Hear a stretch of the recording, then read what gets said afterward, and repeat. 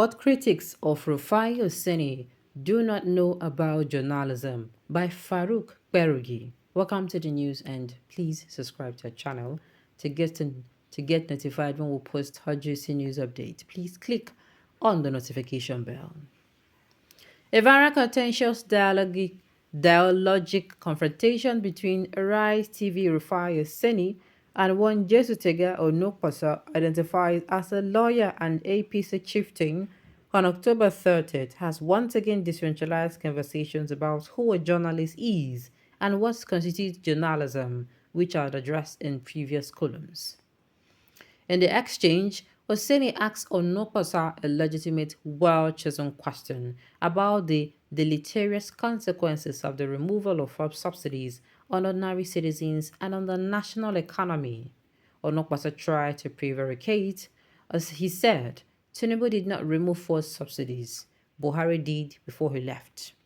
That is technically true because it was Tinubu's recklessly precipitous and ill-advised announcement in his inaugural speech that subsidies were gone for good that sparked an instantaneous but totally unjustified spiraling of the cost of petrol, which also touched off a devastating hyperinflationary inferno that is still consuming Nigeria.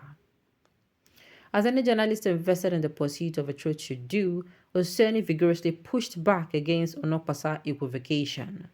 Unable to defend his position with the resources of evidence, logic, and reason, Onokpasa launched unprovoked ad hominem verbal insult on Oseni.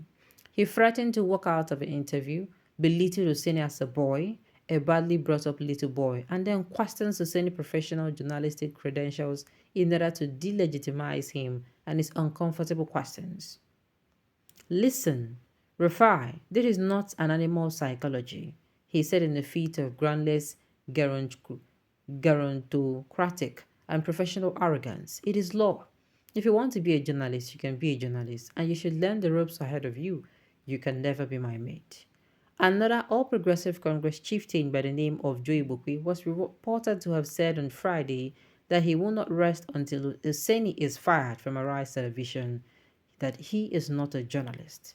He has no training in journalism. Ibukwe reportedly wrote on Facebook, "Now, if Arise TV still wants Rufai, they should send him to the Department of Mass Communication, University of Lagos. Journalism is a special sick profession.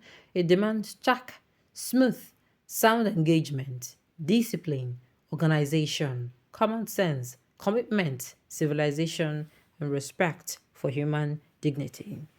The obsession with Oseni's course of study at the university, some people said he studied animal science or zoology, a reason Onokpasa made the absolutely snarky remark about forced subsidy removal not being animal psychology, and the attempt to delegitimize his journalistic credential because of this betrayed deep-rooted ignorance about journalism.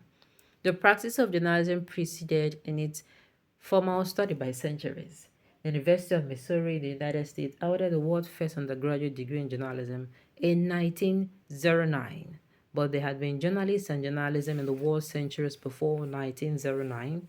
So as to say someone isn't a journalist because they have no formal certification in journalism is actually stupid. Although journalism is now formally studied all over the world, it has resisted licensing to regulate entry into it and exit from it in keeping with the openness that is at its core. In other words, anyone can be a journalist even if they did not formally study journalism or mass communication.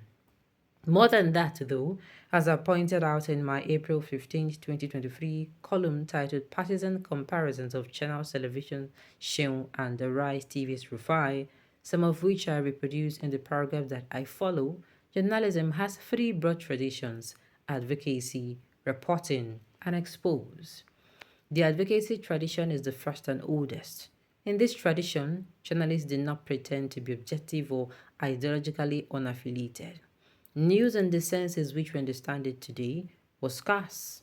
Opinion, partisan opinion I might add, was the stuff of journalism.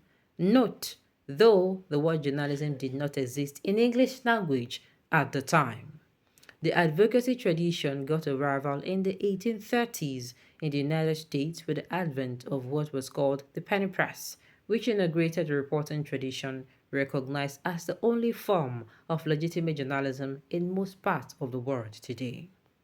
Incidentally, it was in 1833 that the word journalism emerged in English for the first time after a review of a book about journalism in French titled Du journalisme, translated the French journalisme to journalism, and remarked that such a word was sorely wanted in the English language.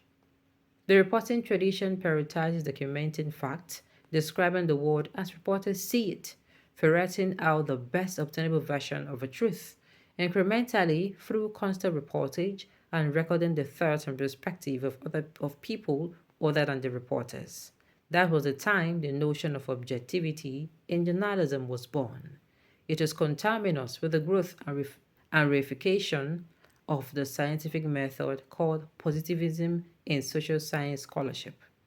Journalists in the reporting tradition professionalized journalism by embracing the scientific hype of the 19th century, which manifested in the notion of objective journalism, an unrealizable ideal that journalists have now abandoned in the place of fairness, balance, and accuracy.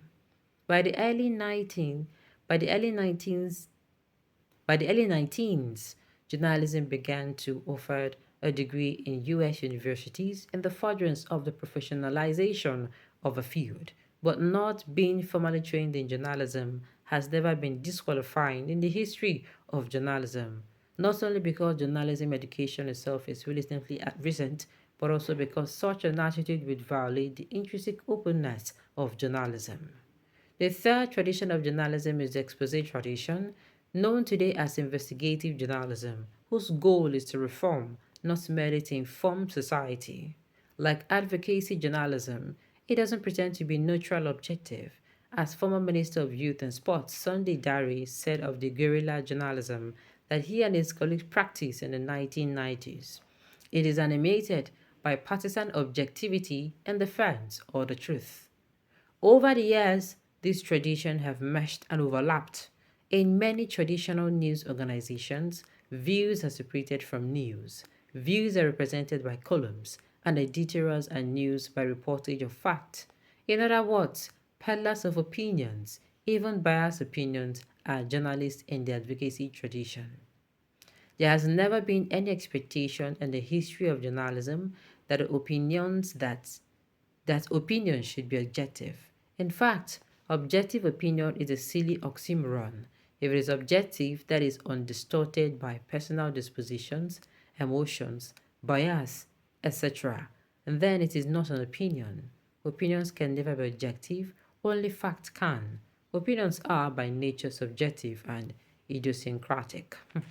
Well, um, Farouk Barugi on this one.